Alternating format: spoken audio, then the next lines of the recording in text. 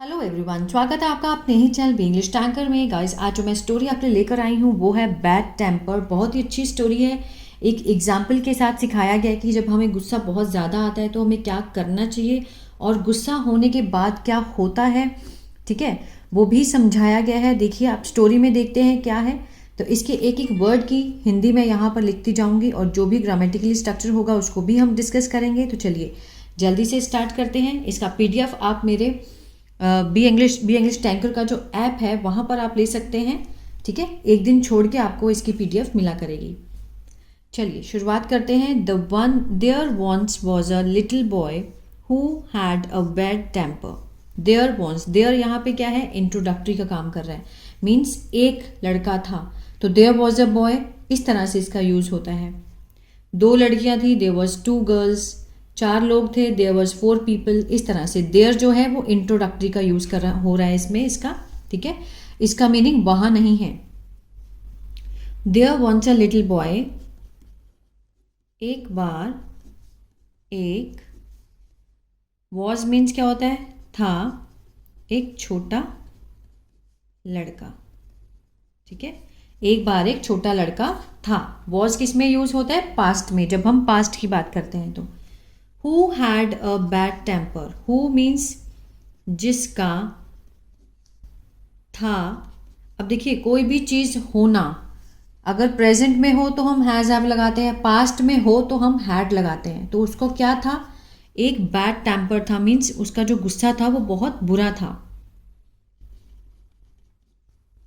जिसका गुस्सा बहुत क्या था, बुरा था। एक बार एक लड़का था छोटा जिसका गुस्सा बहुत बुरा था। Who had a bad temper. His father gave him a bag of nails. उसके पिता ने give, gave, given second form है, सिंपल पास्ट का टेंस है। ठीक है, दिया। गिव मीन्स होता है देना, गेव मीन्स दिया। उससे एक बैग, किसका, कील का, कीलों का, जो हम कील ठोकते हैं दीवारों में, उस कीलों का उसको बैग दिया और कहा उसे कि एवरी टाइम, प्रत्येक समय, ही लॉस्ट हिज टेम्पर, वह खोए अपना गुस्सा। मतलब जब वो अपना आपा खो दे, लॉस्ट मीन्स होता है खो देना। जब वह, उसने क्या कहा उसके पिता ने कि जब भी उसको गुस्सा आए, जब वो अपना आपा खो दे, when he lost his temper, he must, उसे चाहिए, मस्ट मीन्स चाहिए, क्या चाहिए, हैमर अ नेल। ठीक है, हैमर अ नेल मीन्स कील ठोकना। इनटू मीन्स में, द बैक मीन्स पीछे, ऑफ द फेंस मीन्स दीवार के, दीवार के पीछे उसे क्या करना चाहिए, एक कील ठोकनी चाहिए। जब भी उसको गुस्सा आए वो दीवार में कील को ठोक दे। ठीक है ना। द फर्स्ट डे, पहले दिन, द बॉय हैड, लड़के ने, हैड ड्रिवन, हैड के साथ थर्ड फॉर्म लगी है, चुका था, चुकी थी का सेंस आता है, या फिर आ था, ई थी, ए थी, है ना। ड्रिवन होता है ठोकना, ठोक दिया। कितनी 37 नेल्स, 37 कीले, इनटू द फेंस, दीवार में ठोक दी। द बॉय हैड, पहले दिन लड़के ने क्या किया, 37 कीले दीवार में ठोक दी। ठीक है ना। Over the next few weeks, over the next means अगले कुछ हफ्तों में, अगले कुछ हफ्तों पर, over the next few weeks, अगले कुछ हफ्तों पर, एज ही लर्नड, जैसे ही वह सीखा, जैसे ही वो सीखा, टू कंट्रोल, नियंत्रण करना, अपने गुस्से को, जैसे ही वो सीखा, ओवर अ फ्यू वीक्स, जब उसने कुछ हफ्ते ऐसा वाला काम किया, मतलब दीवार, जब भी उसको गुस्सा आया उसने दीवार में कील ठोकनी शुरू कर दी और 37 कील उसने ठोक दी। ठीक है ना। Over the next few week, कुछ हफ्तों में, जैसे ही वो सीखा अपने गुस्से को नियंत्रण करना, द नंबर ऑफ नेल्स, कीलों की, the number of nails hammered daily gradually dwindle down. ठीक है, नंबर ऑफ नेल्स मीन्स कीलों की संख्या, हैमर्ड मीन्स ठुकी हुई कीलों की संख्या। ठीक है, जैसे ही उसने अपना गुस्सा को नियंत्रण किया, ठुकी हुई कीलों की संख्या डेली, हर रोज, धीरे धीरे, ग्रेजुअली, घट गई, ड्विंडल्ड मीन्स घट जाना। ठीक है, घट गई, ड्विंडल डाउन। ही डिस्कवर्ड, उसने खोजा, मतलब उसने क्या पाया इस चीज से, जो वो काम उसने किया उसने क्या पाया। He discovered it was easier, कि यह था आसान, टू होल्ड हिज टेम्पर, नियंत्रण करना अपने गुस्से को, अपेक्षा मीन्स की तुलना में, to drive those nails into the fence. Drive means ठोकना, इन कीलों को, इनटू द फेंस, दीवार में। ठीक है, जब उसका गुस्सा कम होने लगा, ठीक है, हर रोज जो उसकी नेल्स, जो वो गाड़ता था नेल दीवार में, उसकी संख्या कम होती गई, तो उसका गुस्सा भी कम होता चला गया। तो उसने क्या पाया कि ये तो बहुत आसान है कि इन कीलों को दीवार में ठोकने से, ठीक है ना, कि बहुत आसान हो गया। फाइनली द डे केम, आखिरकार वो दिन आया। कम, केम, कम सेकेंड फॉर्म है। कम मीन्स आना, केम मीन्स आया। जब द बॉय डिड नॉट, जो लड़का था, did not, didn't lose his temper at all. At all means बिल्कुल भी, बिल्कुल भी नहीं खोया। डिडंट मीन्स ये कौन सा है, पास्ट इंडेफिनिट का नेगेटिव है। डिडंट के साथ फर्स्ट फॉर्म लगी है। लूज मीन्स होता है खोना। नहीं खोया अपना गुस्सा। ठीक है, फाइनली वो दिन आया जब उस लड़के ने अपना गुस्सा बिल्कुल भी नहीं खोया। उसके फादर उसको एक चीज सिखाना चाहता था। आगे स्टोरी में देखना वो क्या कहना चाहता है। He told his father about it, उसने बताया। टेल मीन्स बताना, टोल्ड मीन्स बताया। सेकेंड फॉर्म है अपने पिता को इसके बारे में। और the father suggested that the boy now pull out one nail for each day. पिता ने सुझाव दिया, suggested, ठीक है, that कि the boy, लड़के को, अब now pull out means बाहर खींचना, बाहर खींचना, one nail, एक कील, for each day, प्रत्येक दिन में वो एक कील को बाहर की तरफ खींचे। जितनी उसने लगाई हैं अब वो एक एक करके इन कीलों को बाहर खींचे। that he was able to hold his temper, कि वह, he was able to, ठीक है, वो सक्षम था अपने गुस्से को रोकने में। now he was able to, अब वो सक्षम था क्या करने में, रोकने में अपने गुस्से को, मतलब गुस्से को कंट्रोल करने में अब वो सक्षम था। तो एक एक करके उस कील को एवरी डे बाहर निकाले। पहले उसके पिता ने क्या बोला कि मतलब अगर तुम्हें गुस्सा आए तो दीवार में तुम कील को गाड़ना शुरू करो। तो उसने बहुत सारी कीलें गाड़नी शुरू की। तो धीरे धीरे उसको लगा कि ये तो बहुत आसान है गुस्से को कंट्रोल करना। तो फिर उसके पिता ने क्या बोला, उसने बताया अपने पिता को, told his father about it. तो फादर ने उसको क्या सजेस्ट किया कि अब तुम जितनी कीलें तुमने गाड़ी हैं वो एक एक करके बाहर निकालो। ठीक है, क्योंकि अब तो तुम सक्षम हो अपने गुस्से को रोकने में। द डेज, आगे देखते हैं। द डेज पास्ड, दिन बीतते गए।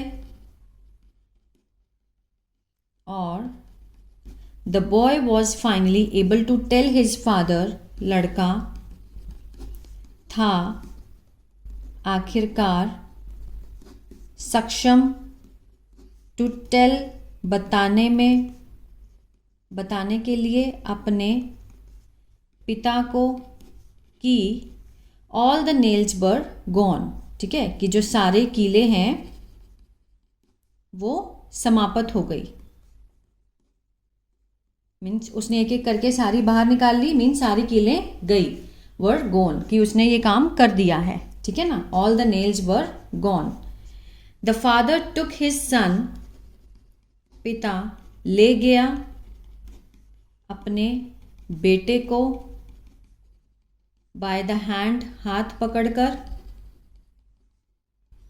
हाथ पकड़ के द्वारा, ठीक है, हाथ पकड़ने के द्वारा वो अपने बेटे को ले गया और led him to the fence, और नेतृत्व किया, मीन्स आगे बढ़ा उसे लेकर टू द फेंस, दीवार की तरफ। उसे लेकर वो कहाँ गया, जब उसके बेटे ने फाइनली उसको बता दिया कि जो नेल्स हैं वो सारी ख़त्म हो गई हैं, मीन्स एक एक करके उसने सारी निकाल ली हैं, ठीक है। तो फादर अपने बेटे को हाथ पकड़कर ले गया, led him to the fence, means आगे बढ़ा फेंस की तरफ। ही सेड, उसने कहा, यू हैव डन वेल, तुमने अच्छा काम किया है। यू हैव डन वेल, तुमने बहुत अच्छा किया है, माई सन, मेरे बेटे। But look at the hole in the fence, लेकिन देखो एट द होल्स, छेदों की तरफ, इन द फेंस, दीवार में, ठीक है। जब उसने बोला कि मैंने सारे कील निकाल दिए हैं, ख़त्म हो गए हैं, तो जो बाप था, जो फादर था, वो अपने बेटे को लेकर गया कि अब तुम इन दीवारों के होल की तरफ देखो, जो दीवारों में छेद रह गए हैं उसकी तरफ देखो। The fence will never be the same, जो दीवार है विल नेवर बी, नहीं होगी। विल बी मीन्स होगी, क्या नहीं होगी, पहले के जैसे, सेम, कि जो दीवार है अब वो पहले जैसी नहीं होगी। The fence will never be the same. अब ध्यान से देखिए, इसको समझने वाली चीज़ है। When you say things in anger, जब तुम बोलते हो चीज़ें गुस्से में, जब हम कुछ चीज़ें गुस्से में बोल जाते हैं, when you say things in anger they leave a scar just like this one. They leave, वे छोड़ती हैं, स्कार क्या होता है, धब्बा छोड़ देती हैं, जस्ट लाइक दिस वन, बिल्कुल इस तरह, बिल्कुल इसी तरह, जैसे कील गाड़ी निकाली लेकिन वो जो होल थे वो दीवार में ही रह गए। इसी तरह से वो समझाना चाहता है कि जब हम किसी को बोलते हैं गुस्से में कुछ भी, तो वो जो निशान है वो हमेशा याद रह जाते हैं, हमेशा वो निशान छोड़ जाते हैं।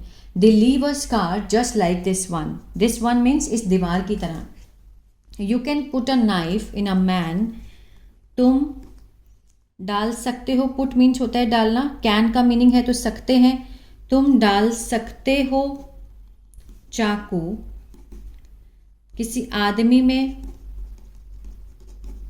और ड्रॉ इट आउट, और बाहर निकाल सकते हो, ठीक है। You can put a knife means तुम चाकू एक आदमी के पेट में घुसा सकते हो, in a man, and draw it out, और बाहर निकाल सकते हो। It won't matter how many times you say I am sorry, कि इसका, इट वॉन्ट मैटर, कि इसका क्या है, कोई फर्क नहीं पड़ेगा, कोई फर्क नहीं पड़ेगा। वॉन्ट मीन्स विल नॉट, ठीक है, विल नॉट के साथ फर्स्ट फॉर्म है, फ्यूचर इंडेफिनिट का काम हो रहा है। इट विल नॉट मैटर, कि इसका कोई फर्क नहीं पड़ेगा कि तुमने कितनी बार उसको सॉरी बोला। हाउ मेनी टाइम्स, कितनी बार। यू से सॉरी, तुम सॉरी बोलते हो, मीन्स माफ़ी मांगते हो। बहुत अच्छा लेसन है इस स्टोरी में, अगर हम इसको समझें, ठीक है। इसको मैं दोबारा एक बार रिपीट कर दूंगी। The wound is still there, जख्म जो है वो अभी भी वही है, जख्म अभी भी स्टिल देयर, वहाँ है। ठीक है, अगर हम किसी को मारते हैं, चाकू मारकर निकालते हैं उसके पेट में से, सॉरी बोलने से कुछ होगा नहीं, जख्म तो फिर भी वहीं का वहीं है ना। तो मीन्स इस स्टोरी से हमें शिक्षा क्या मिलती है? अ वर्बल वूंड, वर्बल क्या होता है? मौखिक, बोलकर, मौखिक घाव जो होता है, इज एज बैड एज, है उतना बुरा जितना फिजिकल वन, शारीरिक घाव होता है। ठीक है, हम मुंह से कितना कुछ गलत बोल जाते हैं लोगों को, तो वो उतना ही बुरा होता है जितना कि शारीरिक घाव। अब यहां से एक बार समझ लेते हैं, when you say things in anger, जब हम गुस्से में किसी को कुछ बोलते हैं, यू के साथ फर्स्ट फॉर्म लगी है, ता है ते है का सेंस आएगा, बोलते हैं चीजें किसी को गुस्से में, तो दे लीव, वे छोड़ते हैं, अस्कार, एक दाग छोड़ जाते हैं, just like this one, means जैसे दीवार में दाग छूट गए हैं। You can put a knife in a man and draw it out, you can put means डालना, एक नाइफ तुम पेट में डालते हो और बाहर निकालते हो, it won't matter how many times you से सॉरी, ठीक है, you say I am sorry, कोई फर्क पड़ता है सॉरी बोलने से? सॉरी बोलने से तो उसका पेट में जो जख्म है वो तो ठीक नहीं होगा, जख्म तो फिर वहीं का वहीं रहेगा, है ना। The wound is still there, वही है। तो शिक्षा क्या मिलती है इस स्टोरी से, क्या मॉरल है? A verbal wound is bad as bad as a physical one, मौखिक घाव उतना ही बुरा है जितना शारीरिक घाव। तो हमें बोलने से पहले 4 बार सोचना चाहिए कि हम किसी के बारे में क्या बोल रहे हैं, क्योंकि एक बार बोल दिया तो वो घाव बन जाते हैं, है ना, उसके जो निशान है वो कभी नहीं जाते। इंसान हमेशा याद रखता है कि उसने किसको गुस्से में क्या बोला था। आप जितना मर्जी उसका अच्छा कर लीजिए, लेकिन जब वो अपना बुरा सोचेगा तो वही बात सोचेगा जो आपने उसको उस टाइम पर बोली थी। तो आई होप ये स्टोरी आपको अच्छी लगी गाइस, तो प्लीज़ लाइक शेयर सब्सक्राइब करना मत भूलिएगा। God bless you.